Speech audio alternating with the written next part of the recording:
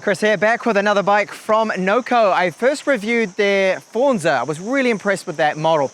This is a more affordable offering from NOKO. It's called the Blaze. Now the Blaze has a mid-drive motor from Truck Rum, and it does produce 95 Newton meters of torque, a peak of 750 watts, but the nominal power output is 250 watts, and it is limited to 25 kilometers per hour. It has hydraulic disc brakes, front shock, 29-inch rims, and a removable battery from Samsung that is 670 watt hours.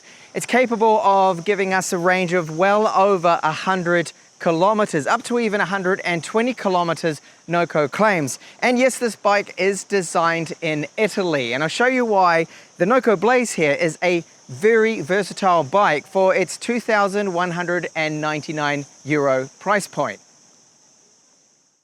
Interesting selection in tires here. So these are 29 inches by 2.1 inches wide. They are from Kenda.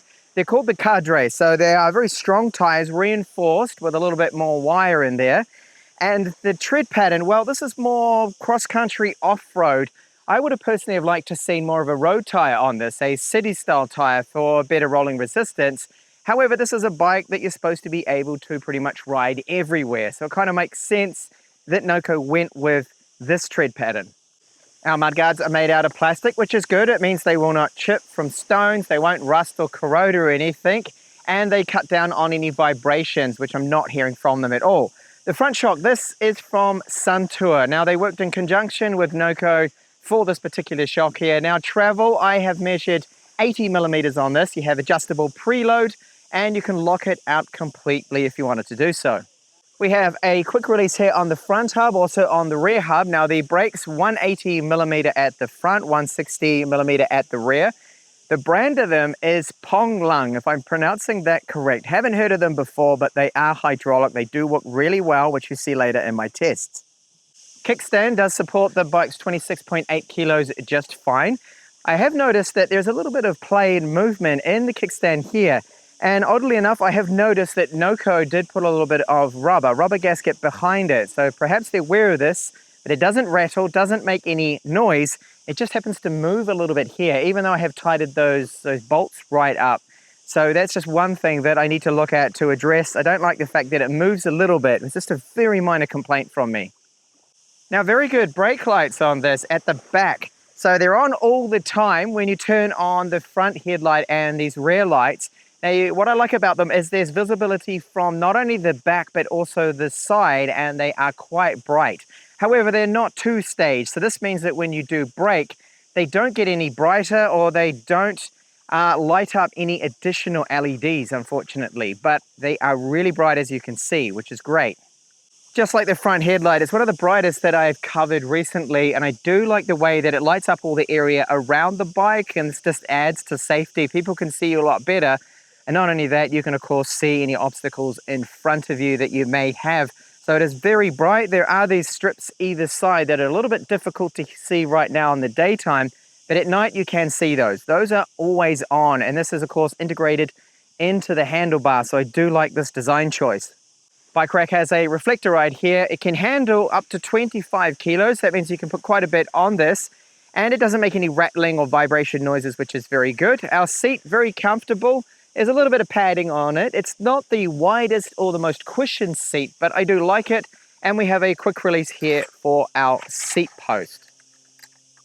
Now, I like the look of this frame. They have ground down the welds around certain areas just to make it look a little bit more streamlined. It's a matte white paint finish here that I have with this color. And you can see they've even got these rubber protectors around where the cables go into the frame here. So most of the cabling goes in the frame. That makes it just look a little bit more cleaner. I do like this. And that attention to detail, putting the rubber around there to stop any chafing of those cables so they don't get damaged by the frame is really good. Another great decision by NOKO is to go with Shimano Dior here. So the group set here, we've got 10 different speeds. So the high gear is nice and high. You can easily get up to about a cruising speed of 32, 33 kilometers per hour on the flat, not even using that mid-drive motor. And then the lowest gear is really good for climbs. If you're wondering about the brand of chain, well, it's very well known KMC brand that NOKO has selected, which is great. Our battery, which is removable, locked into the frame at the moment, is 670 watt hours, and it's using Samsung cells. It can give us a range of over 100 kilometers. It comes with lock grips that do have a palm support, so they're very comfortable, provide plenty of grip too. Now our controls here, so we have the power on and off obviously, and up and down our pedal assist levels. If you hold the up button here, that turns on our front and rear tail light. And then we have the brake levers, which feel good because these are hydraulic. Now they do have an adjustment just in here. You can't see it, but it can be adjusted a little bit. Shimano gear selector works really good. So this is to go down our gears and then up our gears here. You click with your index finger. It's a system that works really well, and it isn't the absolute base one, which I typically see that gear selector on all of the Chinese e-bikes. At least NOKO here went a step up with the selector, and it's a lot nicer. Now the display here, sorry about the flickering, it just does not agree with the shutter rates of my camera, but we've got our pedal assist levels, so there are 5 in total, or 0 completely off. Our speed, battery gauge here, so there are 5 little bars there, each one representing 20%, and then we have our trip meter here. And note that they've got this little grill here, that's to let the water through, so when it rains, the water's going to go through there and just not sit on top of the screen. And yes, this bike is rain resistant, waterproof. It's not going to be a problem leaving it in the rain or riding it in the rain. Another stunning day here in the Mediterranean coast of Spain, and it's very hot. So this is one of the reasons why I'm here. I've got a bit of shade at least that I can shelter from this heat. It's about 36 degrees at the moment, really humid. And I apologize for the noise of those cicadas. Unfortunately, can't be helped. They're everywhere in summer. I can't really avoid them. But anyway, onto that bike. So, very comfortable to ride. I like it because it's 29 inches. It's a big frame, so you've got the medium-sized or the large-sized frame here. So, no step through, so some people might find that a little bit difficult to get on the bike. I've got no problems with that. I'm used to it. So the kickstand, as I mentioned, does support that 26.8 kilos just fine, but it kind of moves about a little bit. I'll just show you now how it wiggles. You see when I place it down, you see it's moving a little bit back and forth. And that's probably why NOKO put that rubber gasket on the other side of it, just to try to cut back on that. So powering it on, it is very quick. It's only about a second or two, and you can see that the display lights up. So you have those 5 pedal assist levels, or completely off if you want. And it's a combination of a torque and speed sensor. So when I start to pedal, even just in mode 1, I feel it give me that assistance straight away. And it's up to 25 kilometers per hour. And really effortless, especially with 29-inch wheels to roll along. And the gearing, the Shimano deal, very good. That group set, so you got the 10 speeds, and shifts are really great. So up ahead, I've got a little bit of gravel there, but that's nothing. And I'll put it onto some more bumpy stuff soon to test out that Suntour front shock. And it'll climb up. That's no problems at all when I get onto my climb test soon. So I'm intentionally going over the rough bits. Okay, something was clattering just then. I think it was perhaps a cable or something. The front shock was not making that noise, and it's good. I like this shock. It feels good, and you've got that adjustable preload. You can lock it out completely too if you want to. Although I said I would have preferred road or city tires, it actually works out to be fine here where I'm riding along the coast. So there's just some loose gravel, and of course these Kenda tires with the knobby tread pattern are perfect for this.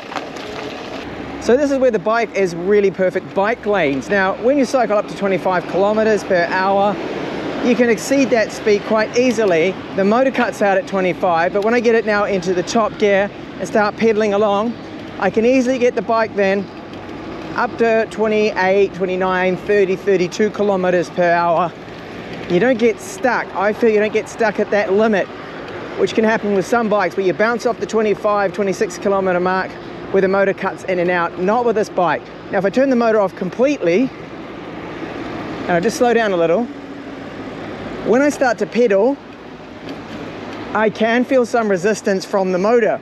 So it doesn't disengage it. It doesn't have a clutch system like I've seen with some other bikes where the rear hub, you could just disengage it and you've got absolutely no resistance from the motor then.